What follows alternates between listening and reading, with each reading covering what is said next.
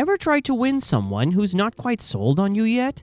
Some dogs express affection or the desire for more of it in rather subtle ways.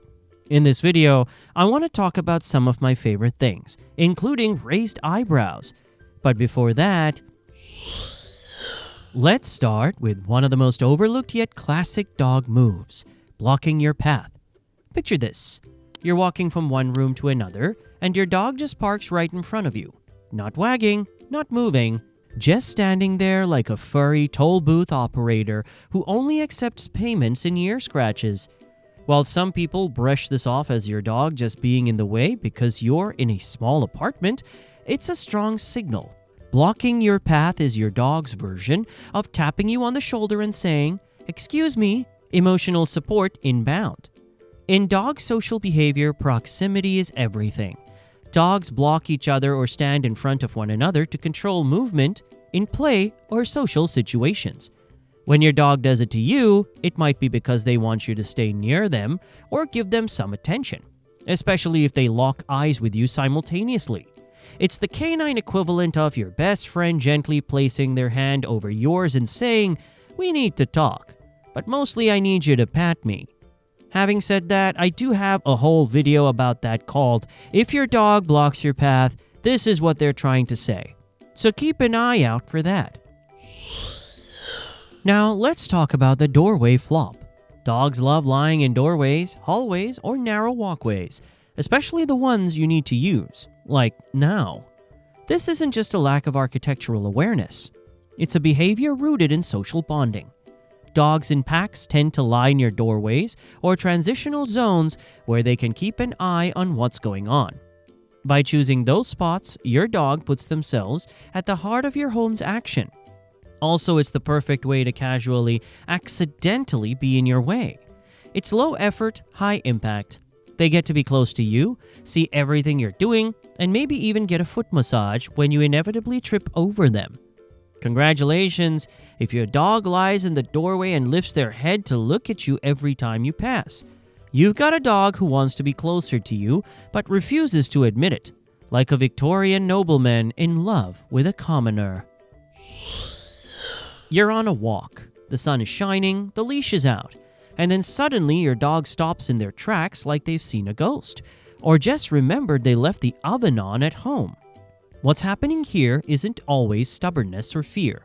Sometimes your dog is doing a little protest sit because they want to stay closer to you, not move away from you.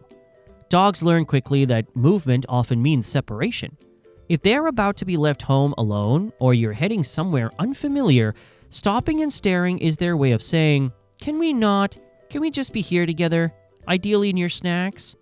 And if they stop and turn their body toward you or lean slightly in your direction, it's like your friend leaning into your shoulder when they're not ready to say goodbye yet. They're dragging their emotional heels. A dog I used to look after for a friend, a Shiba Inu called Blaze, would do this all the time. He would plant himself still, and there was little to be done but wait. It was a bit frustrating if I'm honest, but hey, at the end of the day, him randomly standing still in the middle of walks just meant he wanted to spend more time with me. The raised eyebrow. I said it was coming, so let's do this. That single perfect arch, the doggy version of, "I'm not mad, just disappointed." People often read this as curiosity or alertness.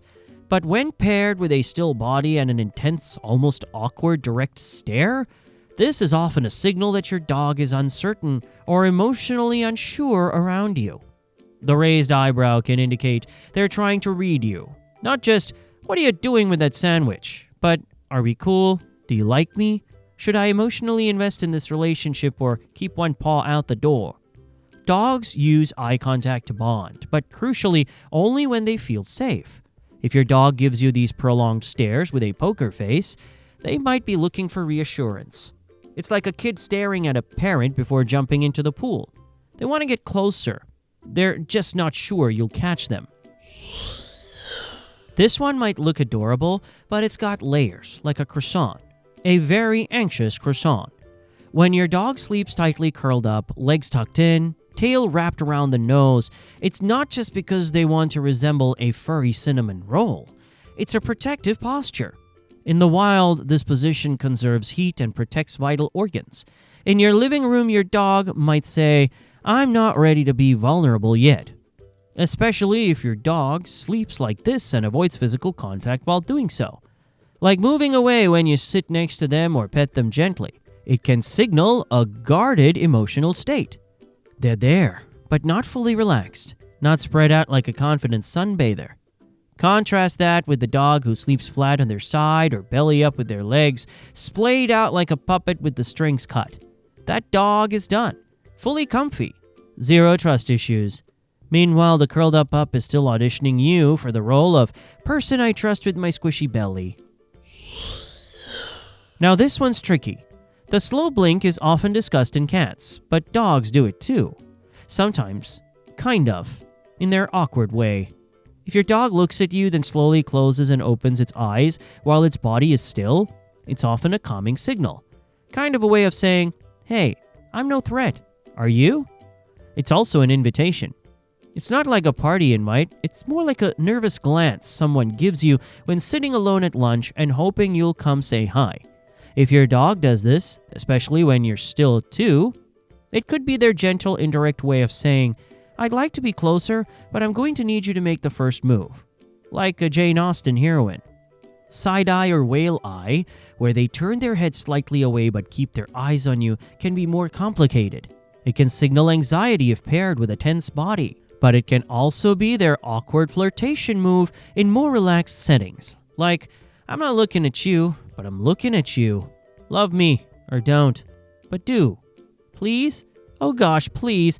I'm not begging though, but I kind of am, babes." A classic. The dog gives you a few licks and then suddenly stops and looks away, like they just remembered they left the oven on. This behavior can indicate a dog who wants a connection, but isn't sure how much is safe. It's the equivalent of sending a text and then turning off your phone so you don't see the reply.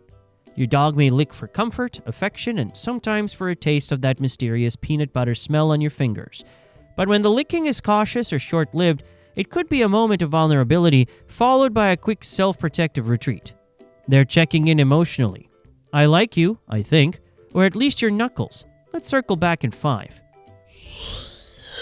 You're sitting on the couch, your dog walks into the room, sniffs around, maybe even lets out a sigh that sounds like someone being asked to do chores. Then they lie down, not next to you, not far away, somewhere in the middle, close enough to hear your heartbeat, far enough to pretend they don't care. It's, "I want to be near you, but I'm scared of being too near you." Your dog is playing it cool, too cool. James Dean levels of emotional distance, but longing for connection. Do people still know who James Dean is? When dogs aren't sure about closeness, they often hover. They might shadow you from room to room, but never quite ask for attention. It's like a slow emotional waltz. One paw forward, 2 steps back, accidental tail wag.